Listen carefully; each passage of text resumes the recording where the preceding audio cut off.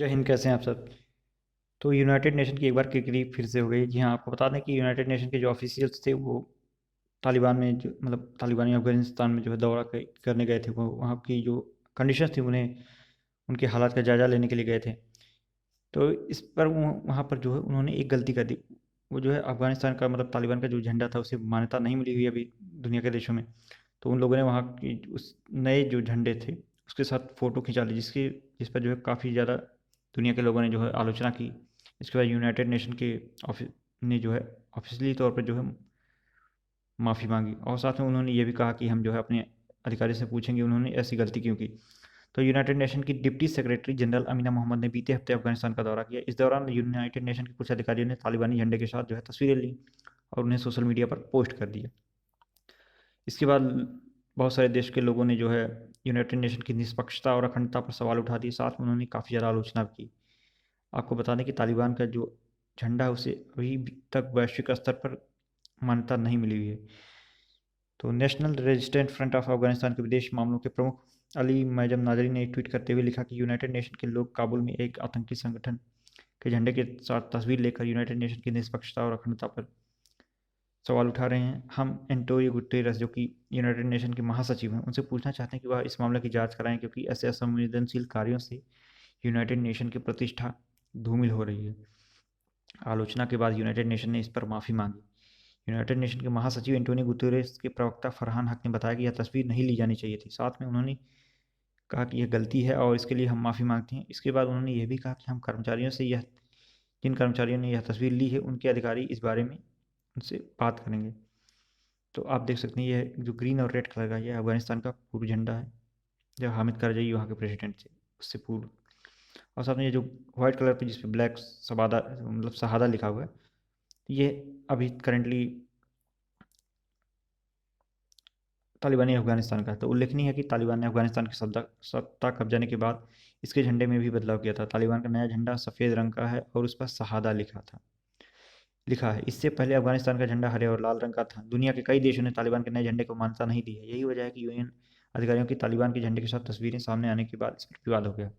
अब आप पूछेंगे कि अच्छा, वहाँ पे जो है यूनाइटेड नेशन के ऑफिशियल गए क्यों थे? तो आपको बता दें, जो भी राष्ट्र गृह युद्ध, आंतरिक कलह या नरसंहार जैसी स्थितियों से जूझ रहा होता है, या वहाँ पे भुखमरी या बेरोजगारी या फिर बहुत वहाँ के नागरिकों की बहुत ही बदतर कंडीशन होती है, तो यूनाइटेड नेशन अपने पीस कीपिंग फोर्स वहाँ पे भेजता है। साथ में बहुत सारी जो मेडिकल फैसिलिटीज़ हैं या लोगों की सर्विसेज होती हैं, सेवा सुरक्षा सहायता, इस सभी चीज़ों का पहुँचाने का यूनाइटेड नेशन का होता है।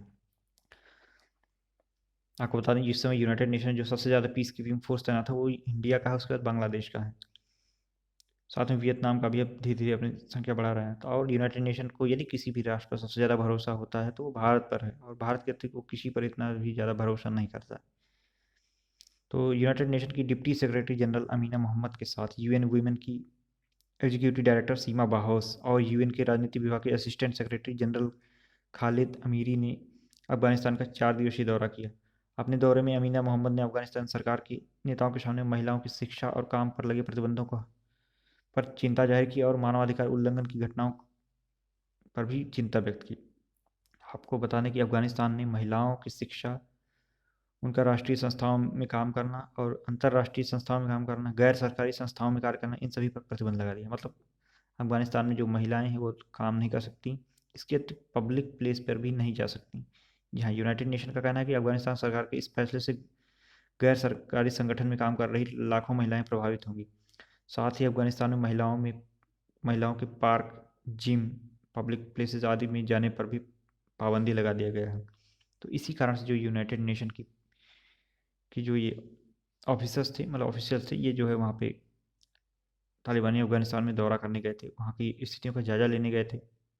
आप जान ही रहे हैं कि जब से नाटो की और यूनाइटेड स्टेट की फोर्स अफगानिस्तान को छोड़ी हुई है, तब से वहाँ की स्थिति इतनी ज़्यादा वहाँ पे तालिबानी आतंकियों का जो है शासन है, और अभी तक जो है शायद ही किसी देश के द्वारा इसे मान्यता दिया गया है। और इधर टीटीपी समर्थक, अब तालिबानी समर्थक जो टीटीपी हैं, टीटीपी आतंकी संगठन है जो कि अफगानिस्तान में इस समय जो है पाकिस्तान को की नाक में दम कर रखा है। तो ये सब एक ही जो है संगठन से जुड़े हुए हैं। हालांकि तालिबान ये डायरेक्टली एक्सेप्ट नहीं करता कि वो जो है टीटीपी को उसका ही ब्रांच है, लेकिन सभी लोग ये बात जानते हैं कि तालिबान जो है ये टीटीपी को कंट्रोल करते हैं। फिलहाल यूनाइटेड नेशन ही नहीं बल्कि भारत भी इससे बहुत ज़्यादा चिंतित हैं। और जियोपॉलिटिक्स के अधीन आते हुए अफगानिस्तान में भारत के बहुत सारे निवेश हैं, तो भारत भी इस पर चिंतित है। लेकिन भारत बहुत जल्द हो सकता है अपने कॉमर्शियल जो वाणिज्यिक दूतावास है वहाँ पर खोल सकता है तालिबान में, और अपने प्रोजेक्ट को भी पुनः प्रारंभ कर सकता है। जी हाँ, भारत सरकार ने वहाँ पे बहुत सारी मेडिकल फैसिलिटीज़ और लाइब्रेरी, मेडिकल लैब्स, बहुत सारी चीज़ें जो है वहाँ पे निर्माणाधीन हैं। इसके अतिरिक्त भारत सरकार के द्वारा बहुत सारे प्रोजेक्ट भी वहाँ पे काम कर रहे हैं। तो इस प्रकार से यूनाइटेड नेशन और भारत दोनों की चिंताएं जाहिर है।